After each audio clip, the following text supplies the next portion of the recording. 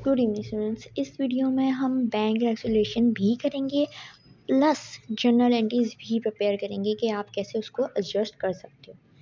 ठीक है, तो हम स्टार्ट करते हैं। ये मैंने शुरू के पॉइंट्स दोबारा वैसे ही रखे हैं कि डेबिट है तो ऐड है, क्रेडिट है तो माइनस है, कैश बुक में बैंक बुक में रिवर्स है उसका। तो ये हमारा एक क्वेश्चन है। The book of Shaheen and company on May 31st 2012 shows cash balance of 7,662. The bank statement received up to that date shows a balance of 8,775. A comparison of the company books with the bank statement discloses the following. ठीक है, इसमें भी almost 1000 से थोड़ा सा above का difference आ रहा है, जैसे हमारे पिछले वाले में आया था। हमने नीचे बता दिए कि चेक डिपॉजिट हुआ लेकिन शो नहीं हुआ बैंक स्टेटमेंट में, ये अमाउंट था। बैंक चार्जेस थे, कंपनी ने रिकॉर्ड नहीं करे, कस्टमर ने डिपॉजिट किया, वो नहीं, ऑलमोस्ट वैसी ही है।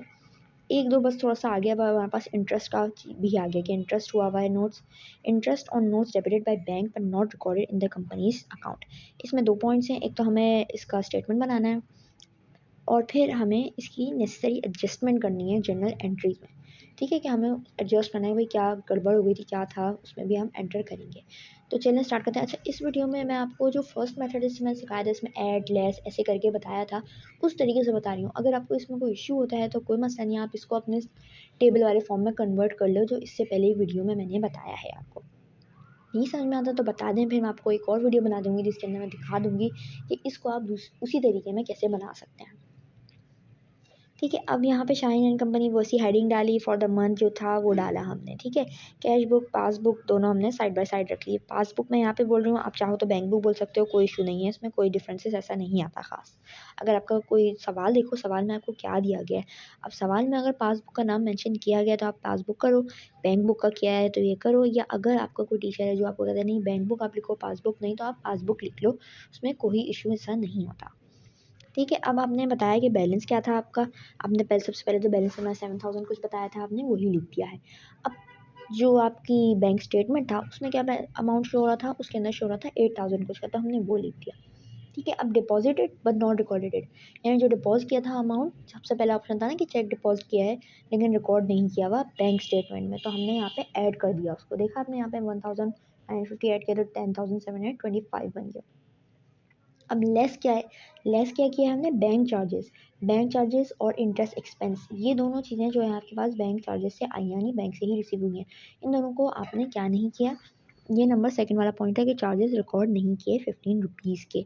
और ये नंबर लास्ट वाला जो पॉइंट है नंबर 6 वाला कि interest on notes debited by bank but not recorded in companies account 126 rupees. ठीक है, 127 आई एम सॉरी। तो इन दोनों का आप ऐड करो पहले, तो कितना हो गया 142। फिर वो आपने ऊपर से सब्ट्रैक्ट करना है कैश बुक से कि आपने रिकॉर्ड नहीं किया था। ठीक है ना, या साइड से मैंने ऐड और लेस बता दिया है, तो यहाँ पे हम ब्रैकेट से ऐसे कोई फॉर्म नहीं इस्तेमाल कर रहे हैं, डायरेक्ट बताते चले जा रहे हैं। लेस है तो आप उसको सब्ट्रैक्ट कर रहे हो, ऐड है तो आप उसको कर रहे हो। ठीक है, अब आप सेकंड पॉइंट लो अपना, इसमें हमने अकाउंट रिसीवेबल लिए हैं और इक्विपमेंट लिया है।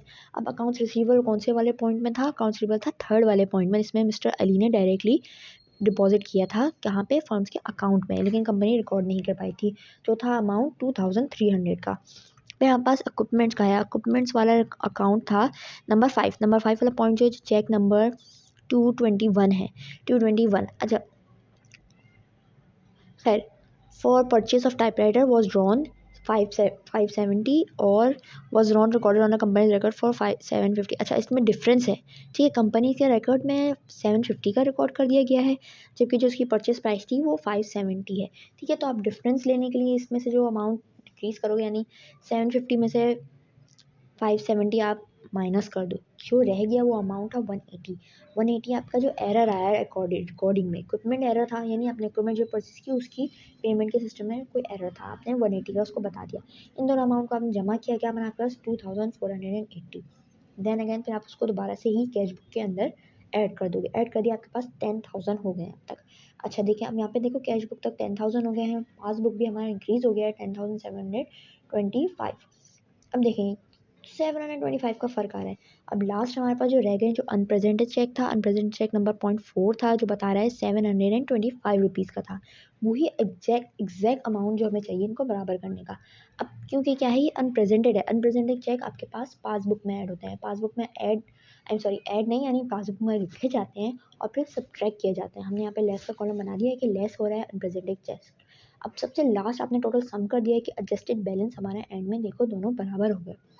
पिछले वाले एग्जांपल में हमारा दोनों 7,000 हो गए थे इत्तेफाक से, जो बैंक स्टेटमेंट में था वही अमाउंट दोनों रीच कर गए थे फिर से। अब इस दफ़ा हमारा अमाउंट चेंज हो गया है, दोनों तरफ हमारे पास 10,000 आ गए हैं, लेकिन दोनों बराबर हो गए हैं, तो चलो हमारी एंट्री सही हो गई है।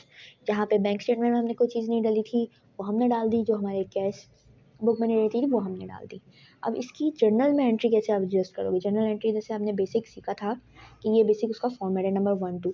अच्छा, नंबर 1 2 मैंने यहाँ पे लिखा है, लेकिन आप यहाँ पे डेट भी लिखोगे, ठीक है ना? यहाँ पे आप डेट भी मेंशन करोगे, कॉलम आप बना लो या इसी कॉलम में आप लिख दोगे कि डेट कौन सी है। अभी तो महीने का एंड का है ना, तो इस वजह से 1 2 लिख लो तो कोई इतना इशू नहीं है, लेकिन आप लिखो डेट तो ज़्यादा बेहतर है, ठीक है? तो आपके पास क्या है, आपने पर्टिकुलर्स में बताया भाई कौन कौन सी चीज़ें आप रख रहे हो। बैंक चार्जेस, इंटरेस्ट एक्सपेंसेस सारा आप बैंक से जा रहा है, ठीक है ना? बैंक से तो 15 और 127 इसका टोटल क्या अपने कितना क्रेडिट हो जाएगा? जब बैंक का टोटल अमाउंट है, बैंक का कुछ भी करेगा तो क्रेडिट कहलाएगा। क्या गया हुआ है वो 142। फिर दूसरा है बैंक का, आपका बैंक से आपके मिले हैं 50480। कैसे मिले हैं 50480? यहाँ पे अमाउंट है हमारे पास जो अकाउंट रिसीवेबल है, यानी मिला है आपको चीज़, ऐड है ये, ऐड हुई है ये चीज़, तो देखें आपके पास कैसे ये डेबिट में गई है। अब क्रेडिट क्यों हो रही है? क्योंकि जो अकाउंट रिसीवेबल वो क्रेडिट में अकाउंट किया जाएगा, जो इक्विपमेंट में एरर आया है वो 180 उसमें अकाउंट किया जाएगा। कॉलम में सिर्फ ऐसे में लिखा जा रहा है वही चीज़, ये 2 दफ़ा आप गिनती गिन के नहीं बता दोगे 4000 हो गया या कुछ हो गया, ठीक है? वैसे ही यहाँ पे देखें बैंक चार्जेस जो थे हमारे पास और इंटरेस्ट ये सारे हमने ऐड किया है कैश बुक में। जितना अमाउंट आप देखो, आप जो ऐड कर रहे हो कैश बुक में वो हम यहाँ पे डेबिट में लिख रहे हो, ठीक है? तो आपने ये जो निकाला ना टोटल इसका सम, ये पूरा बैंक में जाएगा, तो इसको आप क्रेडिट में कर दोगे, ठीक है?